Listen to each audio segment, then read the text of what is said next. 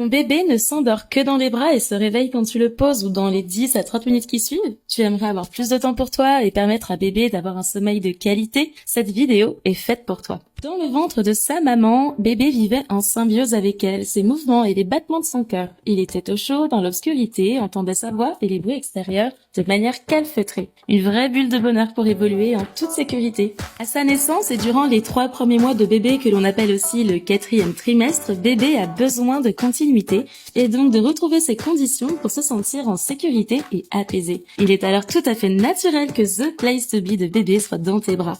Tout contre toi, il est au chaud, peut sentir ton odeur si rassurante, entendre ta voix si apaisante et les battements de ton cœur qu'il connaît par cœur. Le combo parfait pour se laisser aller au sommeil. Aujourd'hui, je te partage 12 pistes pour t'aider à faire dormir bébé dans son lit.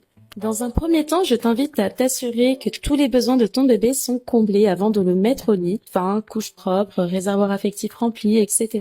La température de la pièce doit osciller entre 18 et 20 degrés et il faut adapter la tenue de bébé en fonction, afin qu'il n'ait ni trop chaud ni trop froid. Il est important de veiller à ce que l'environnement où bébé va dormir soit rassurant. Un nourrisson a besoin de dormir dans un espace contenant, alors le mieux est d'opter pour le berceau ou le couffin qui sont adaptés à la taille de bébé et qui lui permettent un sentiment de sécurité. On peut également essayer l'emmaillotage qui permet de contenir bébé et de contrer le réflexe de Moro qui donne la sensation de tomber dans le vide à bébé et qui peut le réveiller en sursaut et faire couler quelques larmes.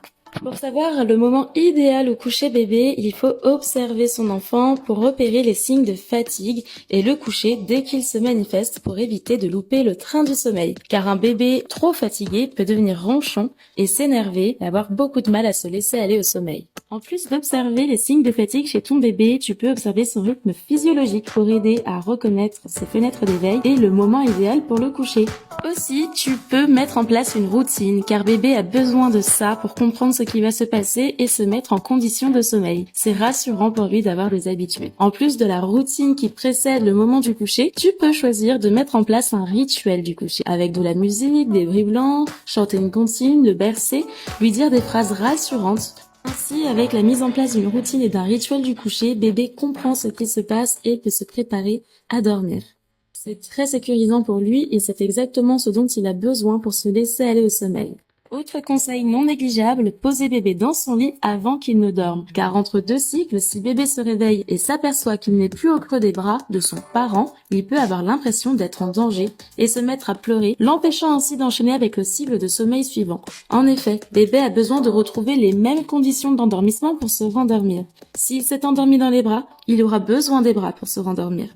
Pour favoriser la transition, vous pouvez rester à côté de bébé quelques minutes avant de quitter la pièce, en lui faisant des gratouilles dans les cheveux, des petites papouilles sur le visage ou en posant votre main sur son ventre pour le rassurer. N'hésitez surtout pas à verbaliser avec votre bébé. Expliquez-lui ce qu'il se passe, qu'il va dormir dans son lit, que vous êtes à côté et que s'il a le moindre problème, vous serez là pour lui.